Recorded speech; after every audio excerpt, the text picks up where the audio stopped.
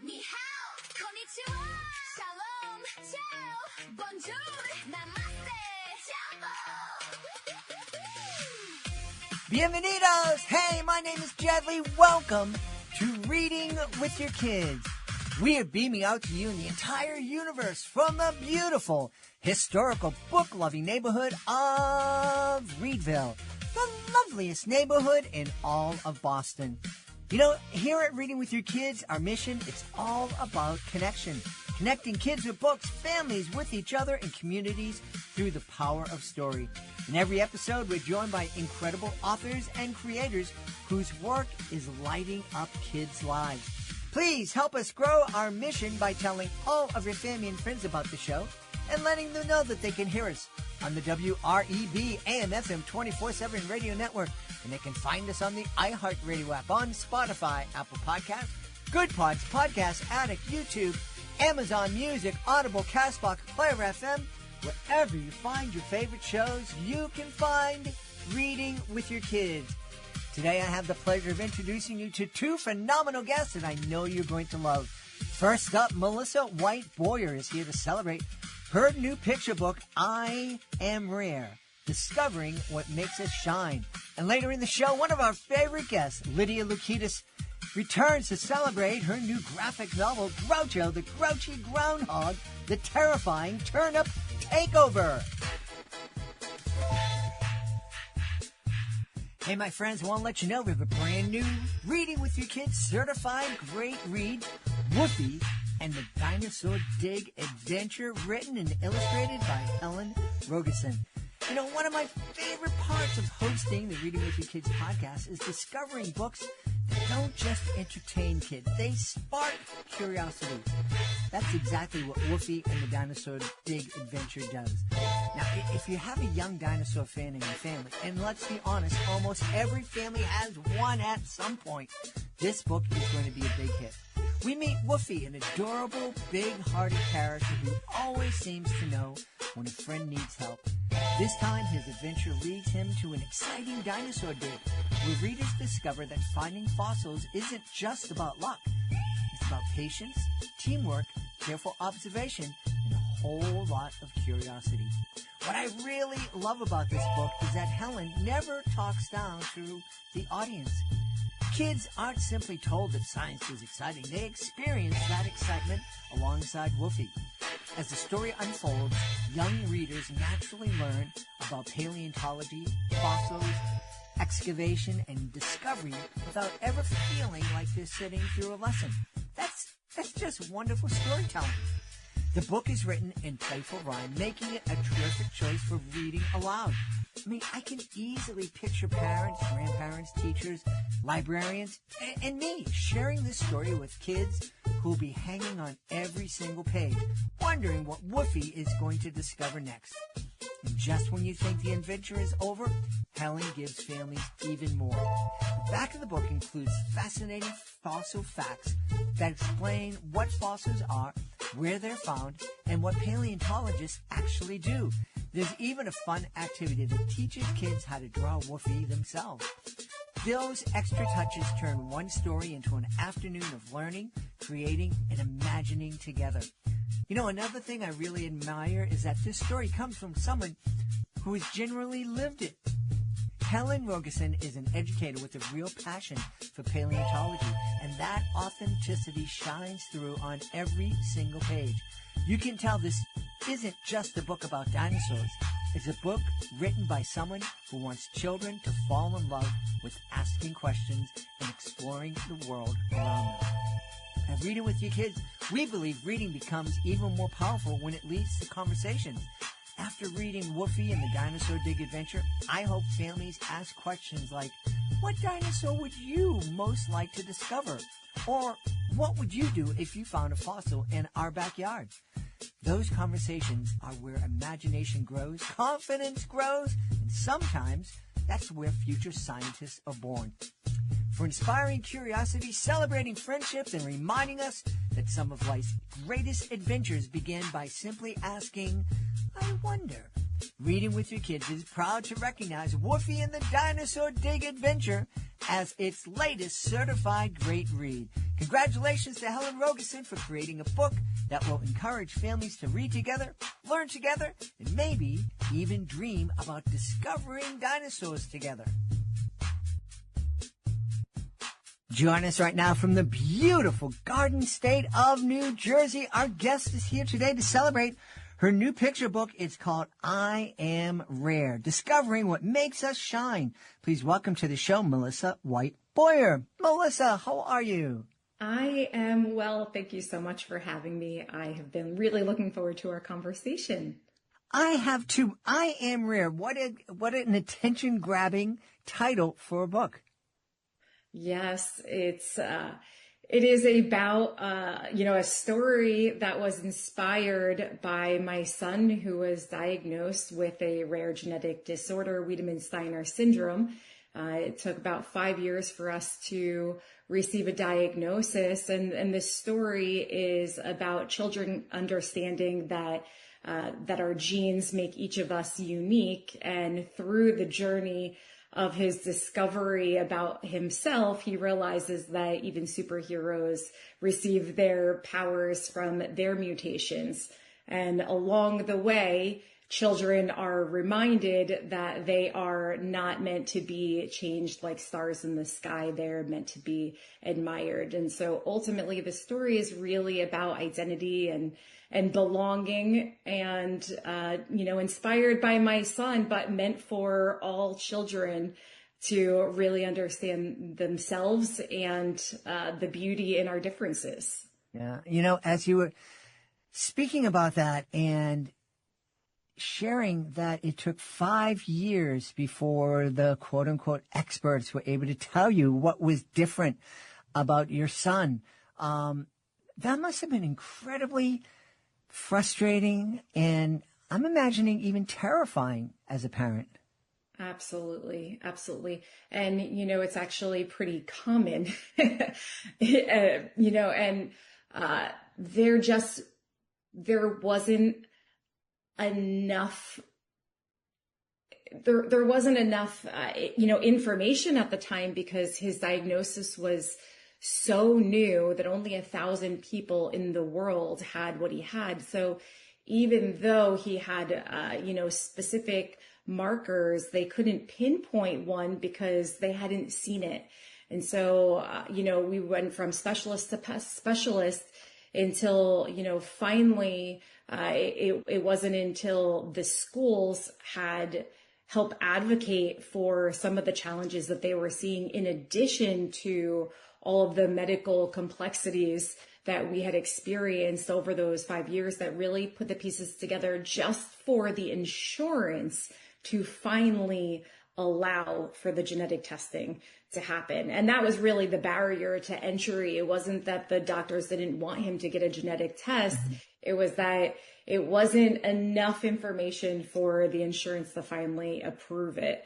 And so finally they did. And, when he received that diagnosis, it came with a path that we would then be, charting this, uncharted territory. And that's what we've been doing since. Yeah.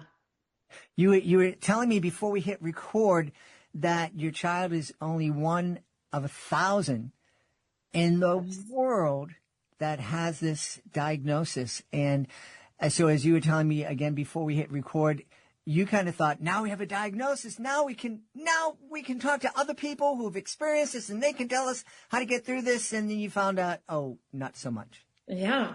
We were like, perfect. We can't wait to meet all the other parents and and all of the other things that people will be able to inevitably tell us about what they've experienced and what comes next. And here's the roadmap. And that roadmap did not exist.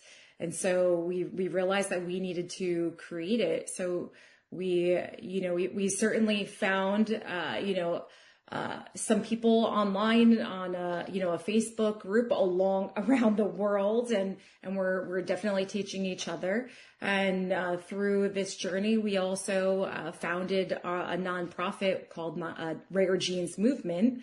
And that nonprofit was meant to really help children and families of children with rare genetic disorders to have access to resources and to find some of the things that we found difficult finding when our son was diagnosed. And so hopefully that is something that helps other, families along their journey. Yeah. I was just kind of doing some of the math in my head, and like there's 300 countries in the world. And if you split that up, so there's like 3 kids in the United States, maybe 3, maybe 9 in North America. It's kind of mind-boggling that you're out there on this journey with so little resources behind you. But you have a smile on, flowing, and so I'm delighted that you are finding the support and the strength to not only help your son but help others.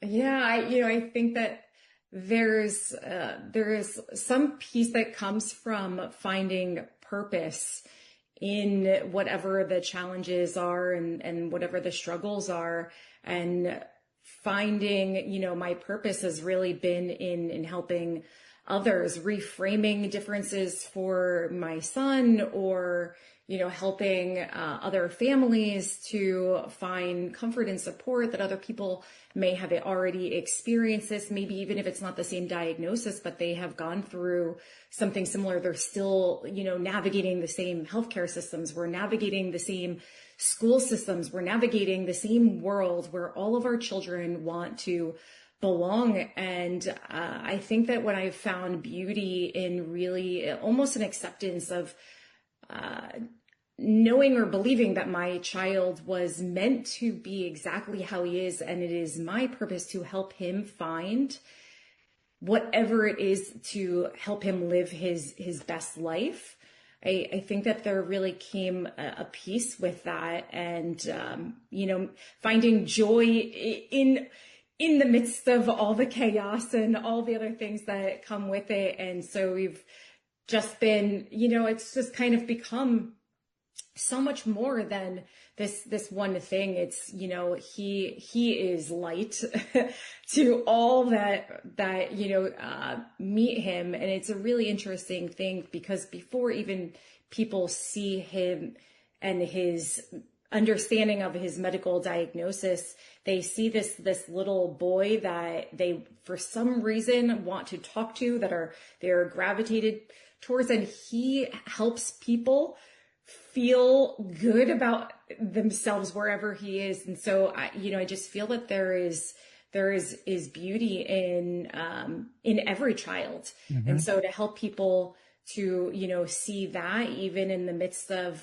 a lot of difficult times and scary times, and wondering what are, what's in store and what's ahead for our children. I think that there's, it's just given me purpose, I guess. Yeah. Yeah. Well, I know in my own life, there was somebody with a very rare disorder that changed my life. Jennifer, I was working in a school for kids with severe developmental disabilities, and Jennifer was a 10-year-old who had something called Rett syndrome. And we know more about it now, but at that time, there's very little known about it. It was believed that maybe Jennifer could live to be 18. And it was a degenerative neurological disorder. And, she probably has to go to a group home and blah, blah, blah.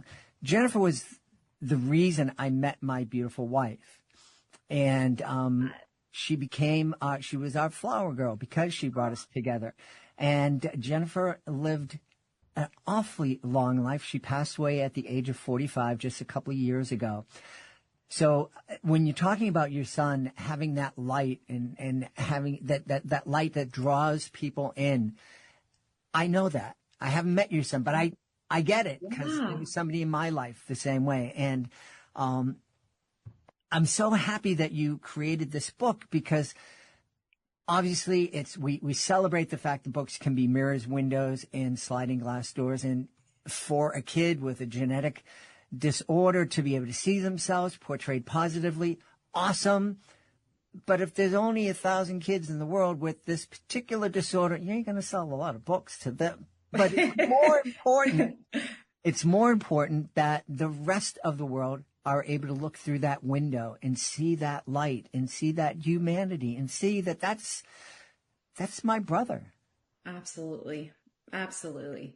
You know, I, through our nonprofit Rare Genes Movement, we actually had the opportunity to do a presentation at his school. And in that presentation, and I have 3 children, and so my daughter also, she's 10 years old, and they were helping me do this presentation. And the presentation was about visible and invisible differences and how our genes create, you know, our traits. And it had the children really understand, you know, blue hair, brown hair, blonde hair, and all of these, you know, differences.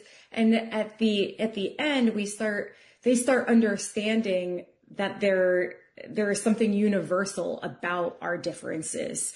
And when they start having an understanding and a reframing for it, and when we talk about it and they're not afraid to have conversations about it and to ask questions about it, it was really beautiful to see, especially at the end when we talk about how we can make other children feel like they belong. And, you know, we went through all these different ways that we can not just make people feel included out of obligation, but truly make people feel like they belong. And I could see the evolution.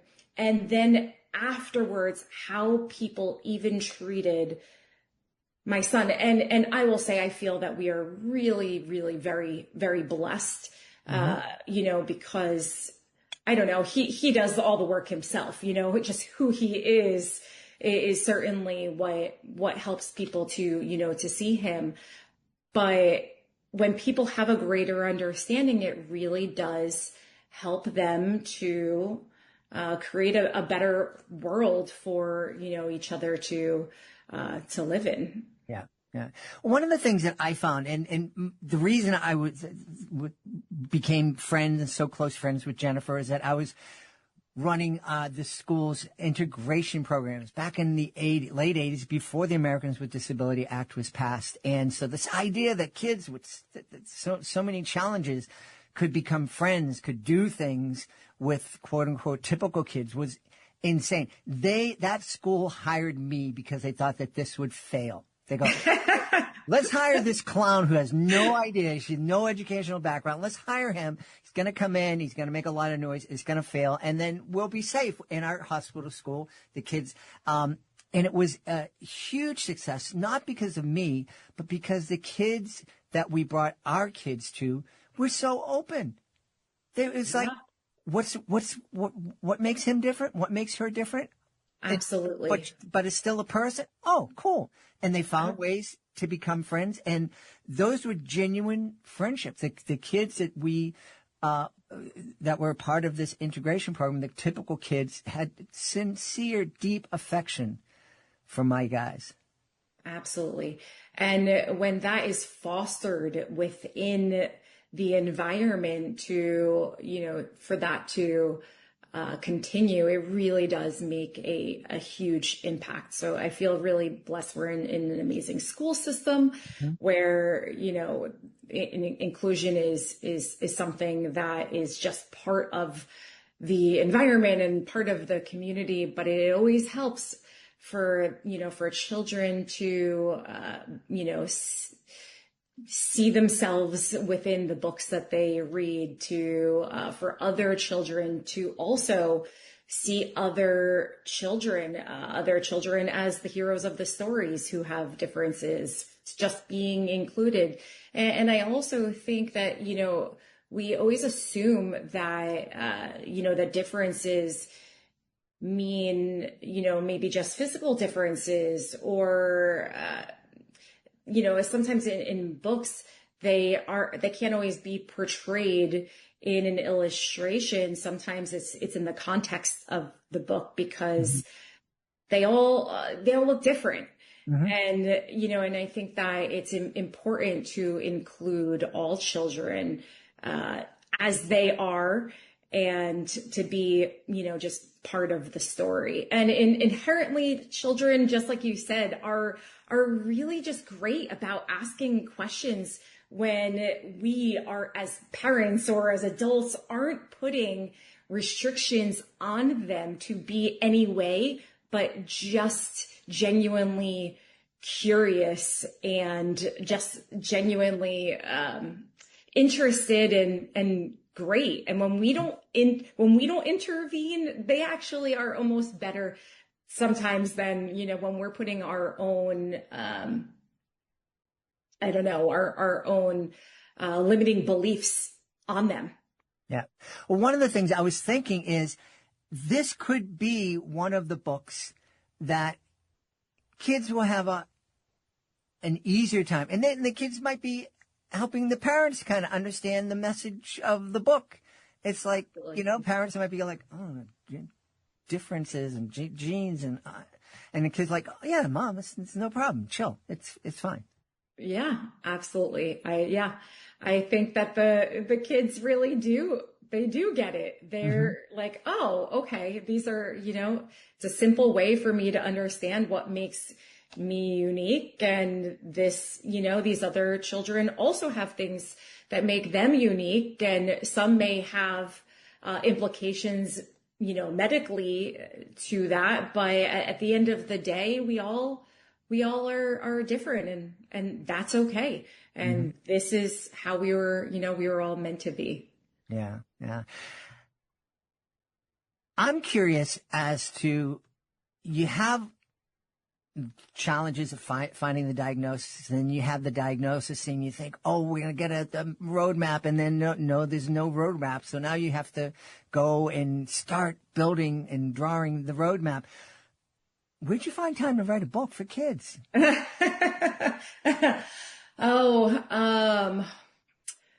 Geez, where did I find time? I find time when I am laying in bed at night. Actually, when everything is finally silent, that is when my mind just needs to release whatever is on its mind that aren't just the day-to-day activities, or what appointments are coming up or what activities we have going on. My mind finally just is able to be creative in those moments. And so that is when I find most of my time that I'm writing, is when everybody else is sleeping at night. And it's maybe for half an hour, maybe an hour, depending on, how it goes on that particular evening. But that's when I'm writing. And then finally I just get whatever is on my mind out, and I can finally go to sleep until the next day. But yeah, that's when it happens. I'm curious now that I Am Rare, Discovering What Makes Us Shine is out in the world, and I'm sure getting some great responses. Have you caught the children's book writing bug? Are you planning on writing more books? Well, so the book is really August 4th is the actual launch.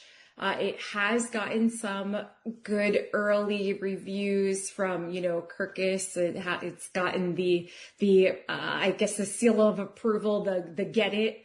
And it has gotten some other reviews from some other, bookstagrammers and other reviewers and Forward.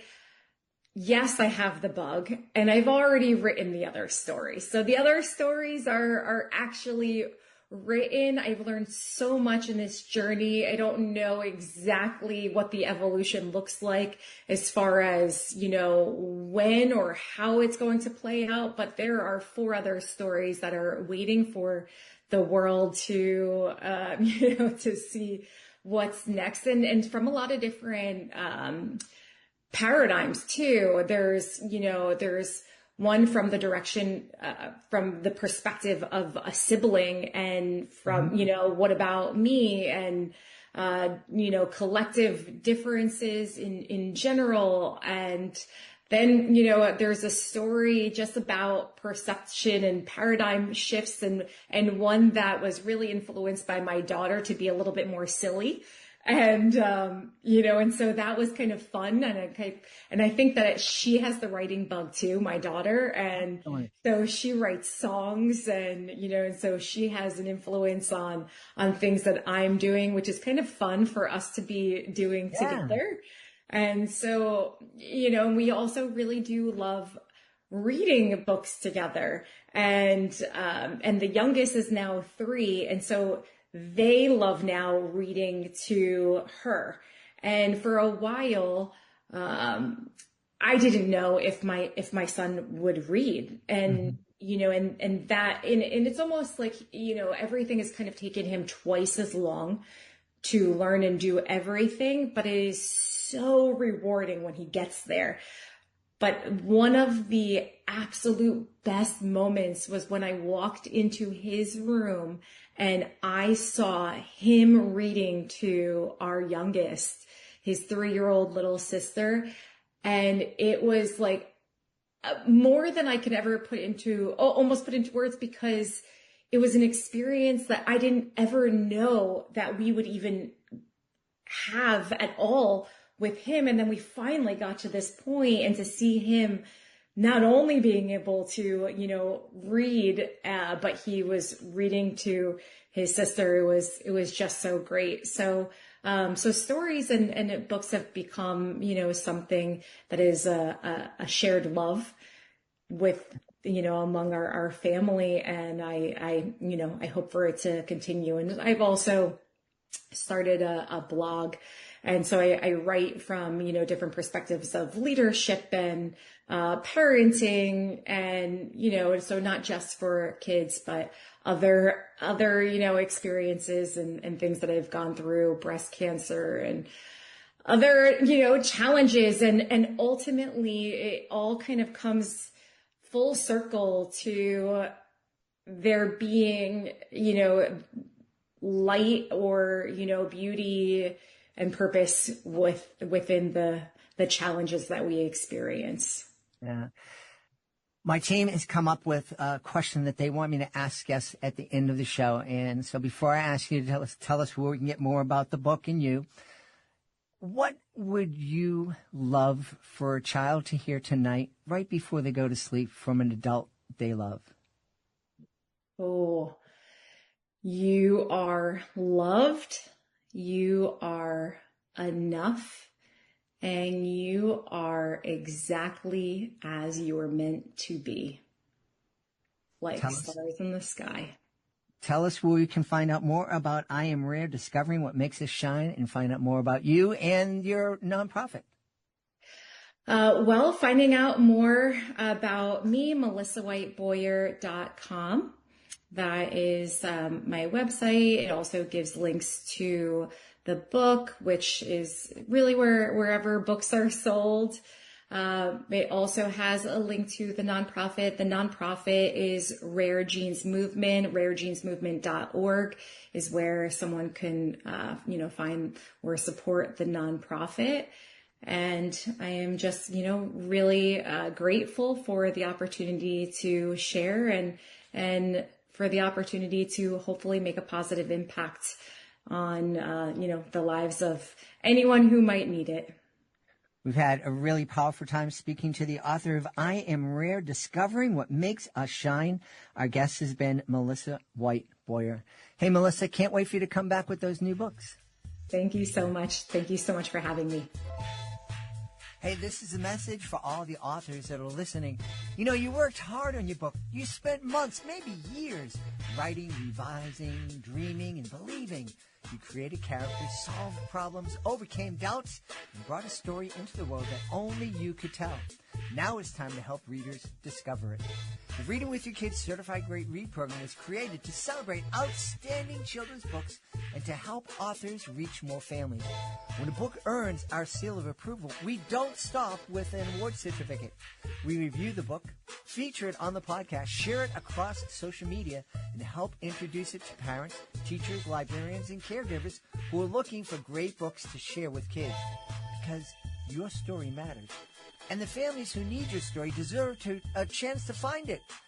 Please visit readingwithyourkids.com and click the Authors Click Here button at the top of the page to learn more. That's readingwithyourkids.com. Let your book find the readers it was written for. Join us right now from the beautiful province of Quebec in Canada. Our guest is returning to Reading with Your Kids to celebrate the terrifying turn-up takeover as part of her Groucho, the Grouchy Groundhog series. Please welcome back to the show one of our favorite guests, Lydia Lukitas. Lydia, how are you? Oh, I am so happy to be here. Always a pleasure to chat with you. Lydia, you've been on a number of times. I think you were on the podcast in our first couple of years back in 2017, 2018.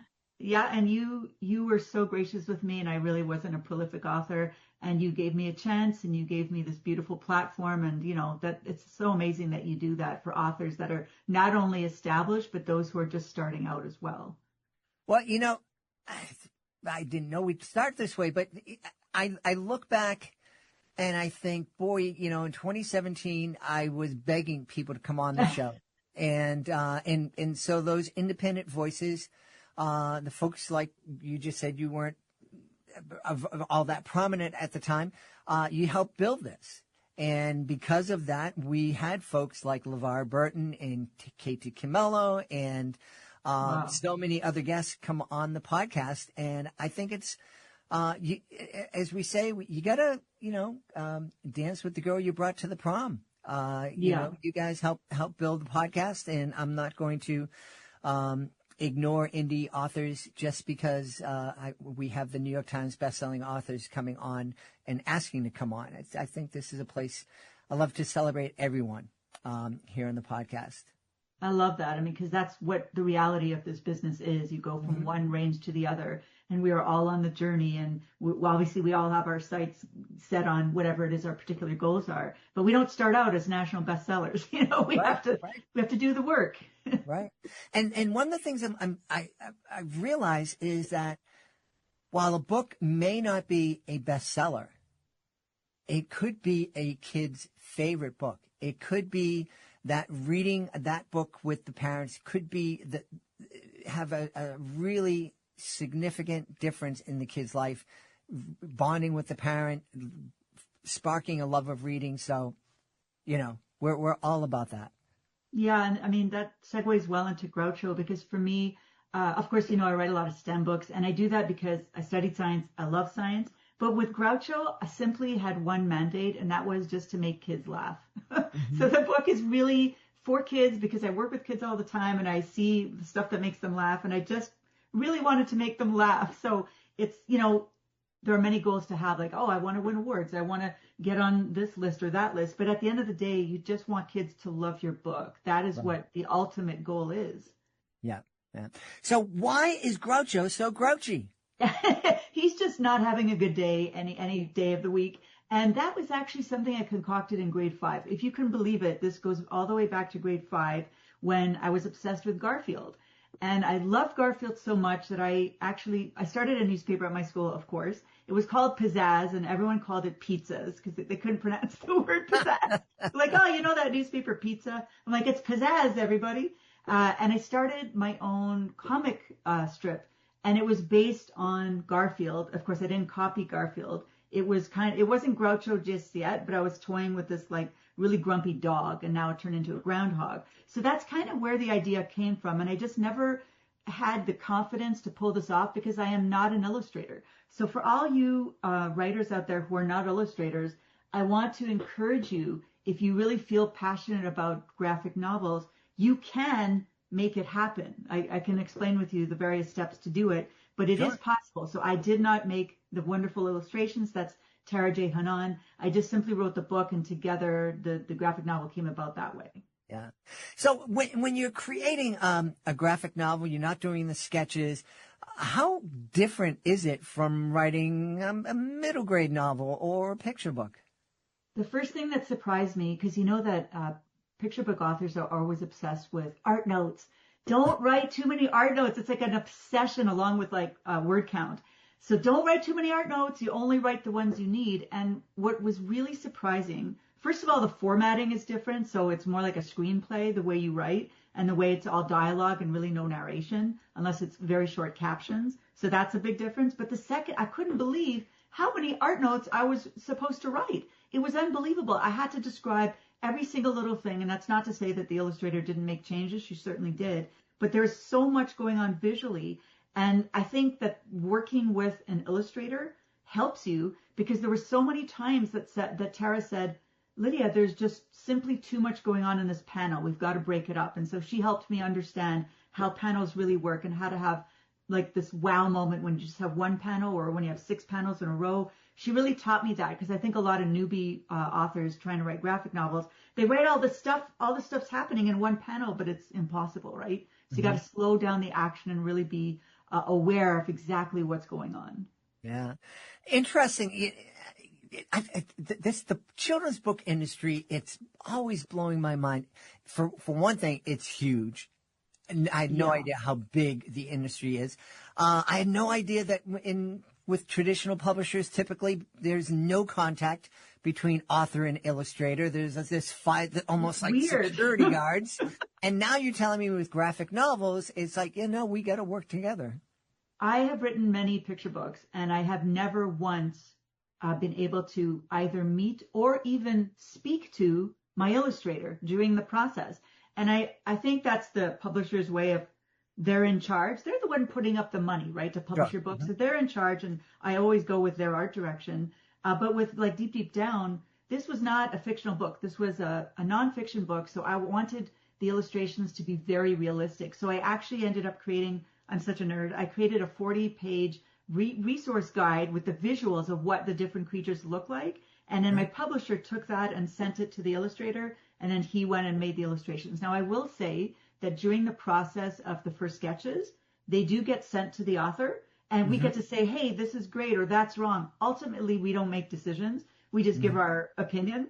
But we do have a say a little bit. But I have never spoken to any of them, and I find it so weird because it's such an intimate relationship, right? Sure. Writer and illustrator. So actually, I met Tara with my book, No Bears Allowed, and we became friends after that book was published. And so when I was writing this book, I thought of her. And so I approached her, hey, Tara, would you consider illustrating for this book? And she read it. And of course, she has to really love something to take on a project like that. And she did love it, actually. And she agreed out of the goodness of her heart to make a few samples. And that is what we used for our submission process. So you really can't sub just words when it comes to a graphic novel. I wouldn't recommend it. You need to sub samples so that the editor or publisher looking at this is seeing what the vision is. Oh, wow. Fascinating. Hey, I got to thank you.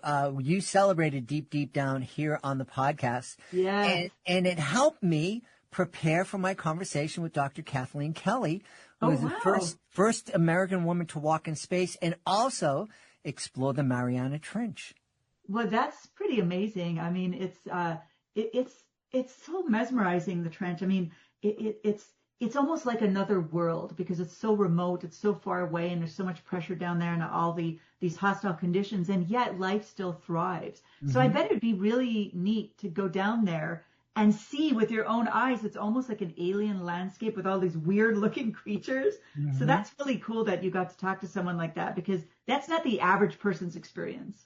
Right. Yeah. No. It's incredible. She's known as the most vertical human in the world because she walked in space and went down to the deepest. Yeah, right. So very, very cool. So I appreciate your help with that interview.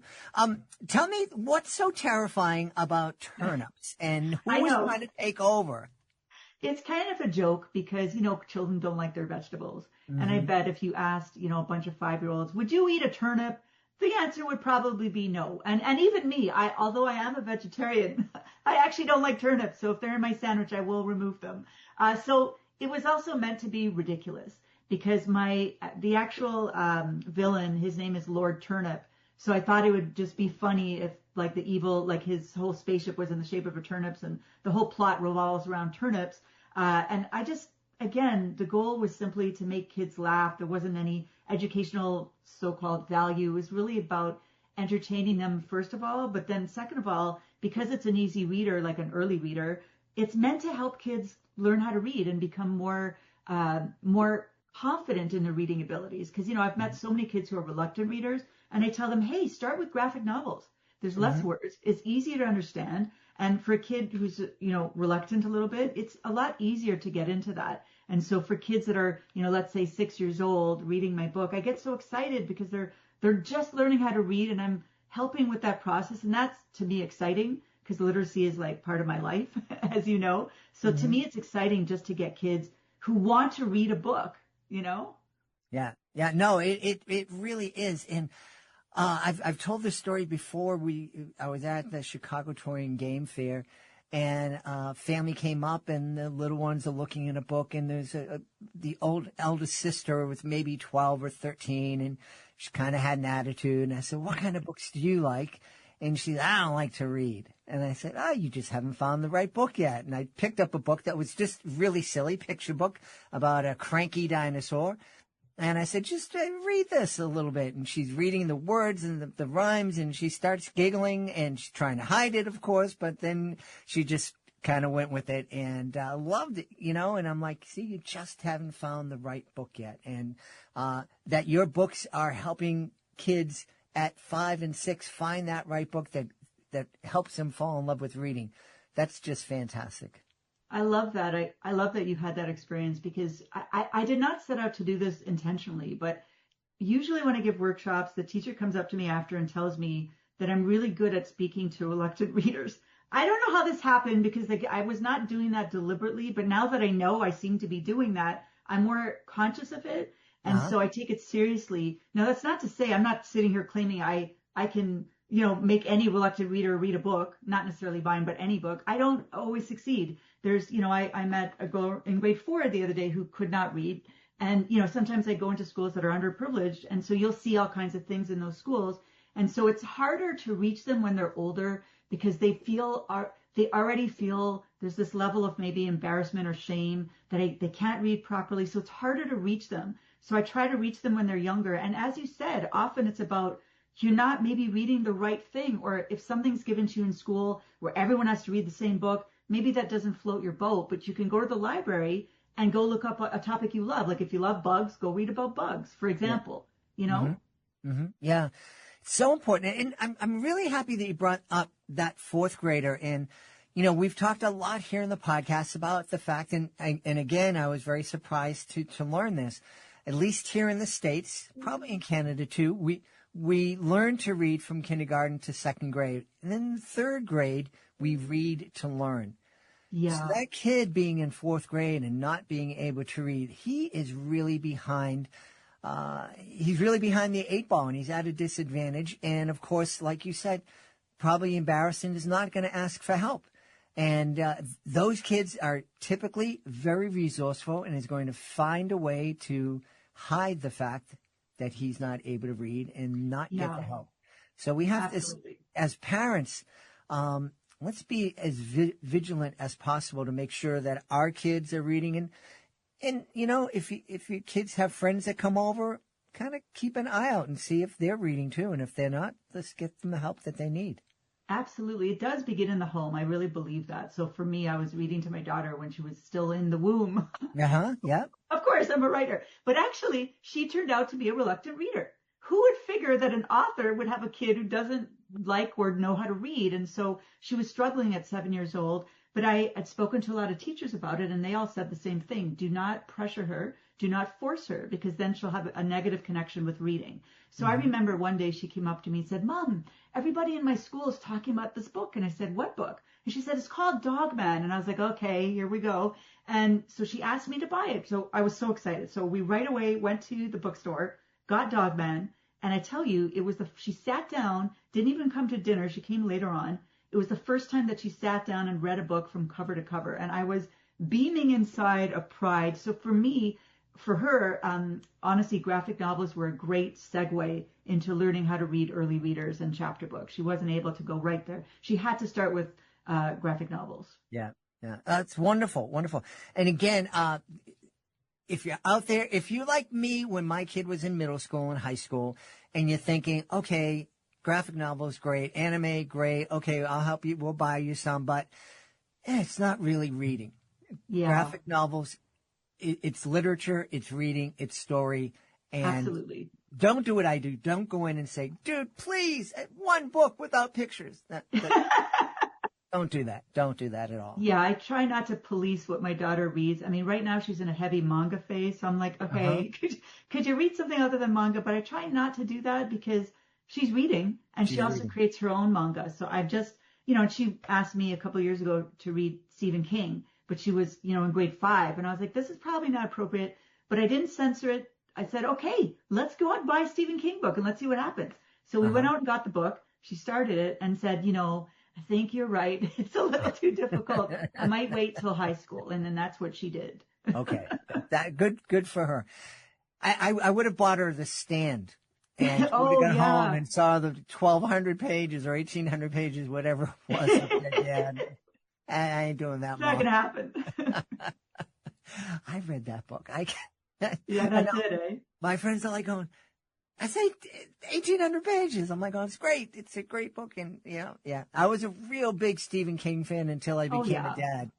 And yeah. I mean, listen, it's you don't want your kid to have nightmares. I remember showing my daughter Monsters, Inc., although she was, I think, 4.5. And I'm not joking. I think she had nightmares for like a month of these like furry monsters in the hallway that had to keep the light on. So you've got to be careful with your kids. So I do monitor what my kid was reading, especially when she was younger. You don't want them to read YA that's inappropriate. Right. But now that she's reading manga, I do trust her also. So it's like, she likes manga. Okay. And the reality is kids are going to find the media that they want to consume, whether it's at home or at a library or at a friend's house or, wherever. So I'm a big believer in media literacy, and it was a nun who taught me this media literacy class. And she said, don't try to ban anything. You're not going to be successful. Instead, sit down, consume the media with your kids and talk about it. Yeah, and that's right interesting. right around that time, the Jersey Shore, that MTV show was coming out. My daughter was in 7th or 8th grade. She's looking. She's like going, I can't wait to watch that. My first instinct is, no way. But then I go, I got to listen to Sister Rose. And we sat down. We watched it together. And I probably laughed at some things that were inappropriate instead of, whatever.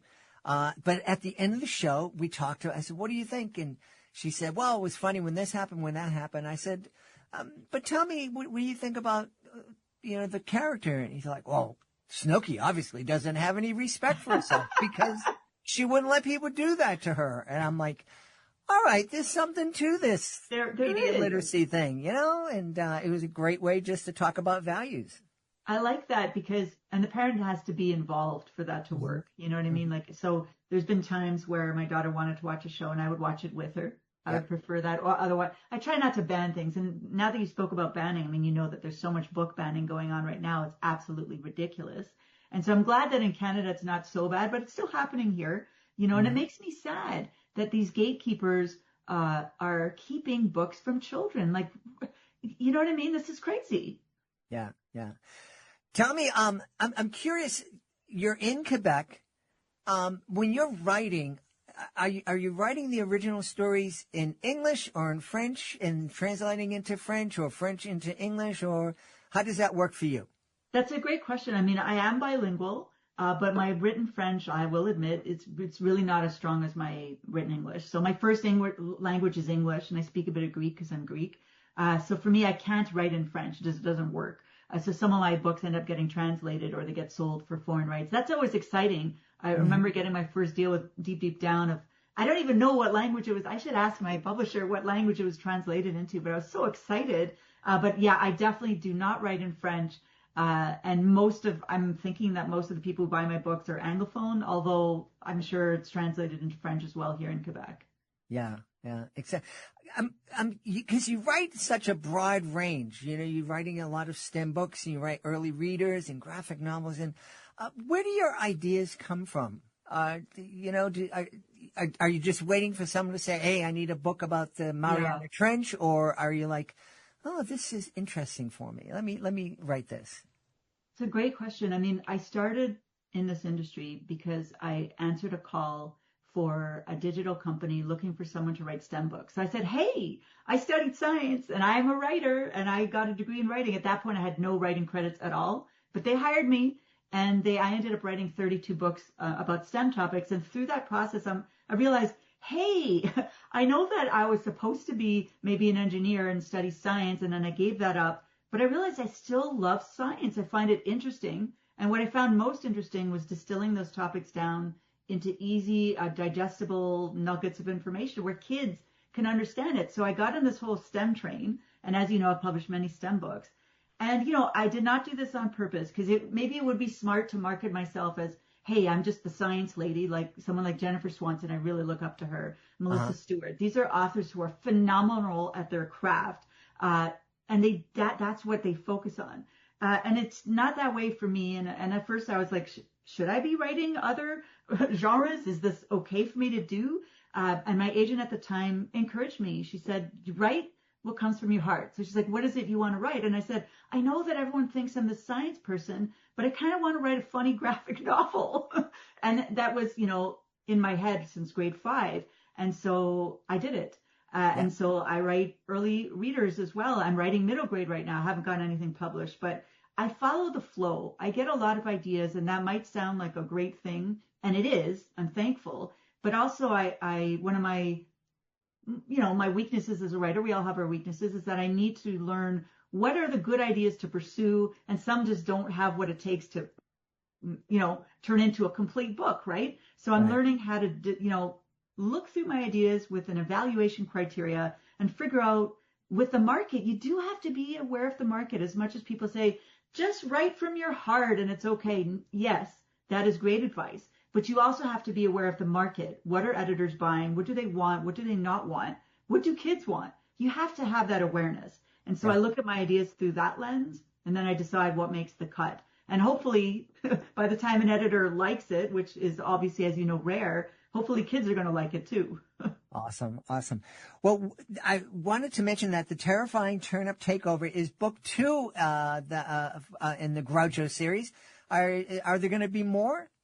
Well, what's exciting is that, as you know, a lot of graphic novels are written in series forms. You think of the Bad Guys or things like that. So I wasn't anticipating a several book deal because I think you need to be modest when you're querying and just say, I have an idea for a book. Not saying, and I have an idea for all these. No, if they like it, then they will tell you that they like it. And then you could say, oh, I have an idea for, so I only subbed the first book. That's all we had in mind. And then we got interest. And then we talked about a sequel. The first book came out last year in July, and the sequel just came out this year in April. So now I think because it was a 2-book deal, they like to wait and see how sales are going to do before they start. But I actually got interest from Sony and almost got a TV deal. So I'm knocking myself that didn't happen. So, but I'm happy that at least I got close to a TV deal because of course I would love to write for TV. But it's not easy to get that. Right. Well, fingers crossed that someday you're going to be back here talking about your brand new animated series. Right. You never know. Yeah. Let's tell everybody where they can go to find out more about Groucho, the Grouchy Groundhog, and find out more about you. Absolutely. All of my books are up on my website. And so my name is Lydia Lukitas. I'll spell that out because, there's several ways of spelling the name Lydia. So it's Lydia, so Lydia. And then my last name, it's a Greek name, but it's actually pretty easy to spell. It's Lukidis. We've had a great time speaking to the author of Groucho, the Grouchy Groundhog, The Terrifying Turnip Takeover. It's a new graphic novel from our guest, Lydia Lukitas. Hey, Lydia, thanks so much for being back with us. Thanks so much for having me. That's all the time we have for this episode of Reading with Your Kids, but please be sure to join us for the next episode of the show. If this episode made you smile or gave you something to think about, please consider sharing a link to the show with someone you love. Leave a 5-star review and, of course, subscribe to the show wherever you find your favorite shows. I want to thank the folks who made today's show so wonderful, starting with our guest, Melissa White-Boyer. Please be sure to check out I Am Rare, Discovering What Makes Us Shine. Also want to thank Lydia Lukitas. Please be sure to check out the terrifying Turn-Up Takeover. It's part of Lydia's Groucho, the Grouchy Groundhog graphic novel series. I want to thank my team, Daylene Rose, Audrina Lopez, Chris Doherty, Ella Badier. I want to thank my beautiful wife for all the love and support she gives me. Most of all, we all want to thank you. Thank you so much for taking the time to join us today. And as always, thank you so very much for taking the time to make the world a better place. And you do that every single time you read with your kids. I'll be looking for you in the next episode of Reading with Your Kids. Hola, ni hao, konnichiwa, shalom, ciao, bonjour, namaste, ciao.